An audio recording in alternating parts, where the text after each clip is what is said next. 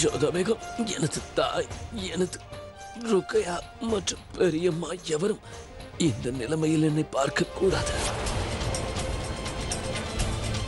அத்தை எவ்வாறு இருக்கிறார்?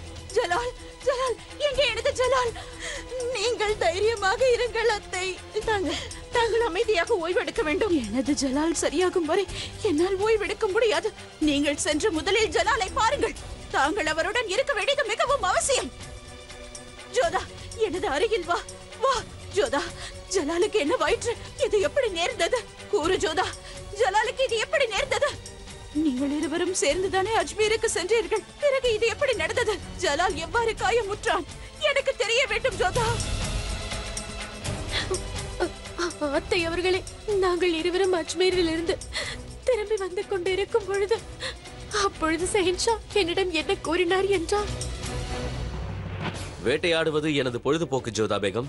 என்னை தடுக்க முடியாது.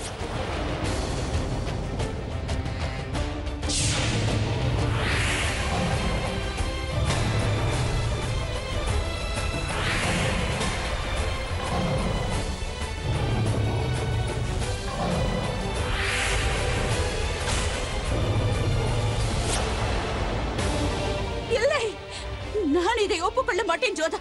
ஜலாலுக்கு அப்படி நடந்திருக்காது. அவன் பொழுதுபோக்குக்காக வேட்டையாடுபவன் அல்ல. அதில் அவன் கை தேர்ந்தவன். பயங்கரமான மிருகங்களை கூட அவன் சமாளித்து விடுவான். அவனுக்கு இவ்வாறு காயம் பட்டிருக்க வாய்ப்பே இல்லை. அத்தை அவர்களே, இதற்கெல்லாம் நான் தான் காரணம்.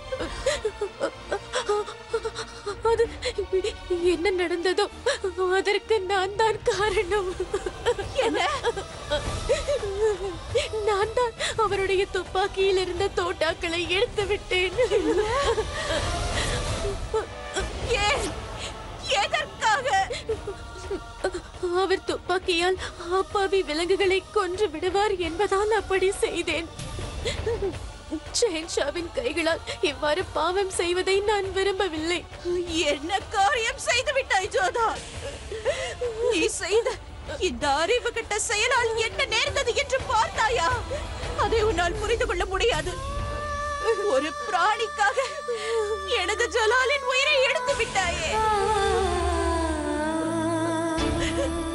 சலிமா, ஜோதா ஜலாலின் தோட்டாக்களை எடுத்து விட்டாள் என்பது இந்த செய்தி அந்த புறத்தை விட்டு வெளியே செல்லக்கூடாது. சரி, அது உன்னுடைய பொறுப்பு.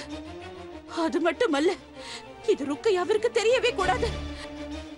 ஜலாலின் இந்த நிலைமையை அவளால் பார்க்க முடியாது.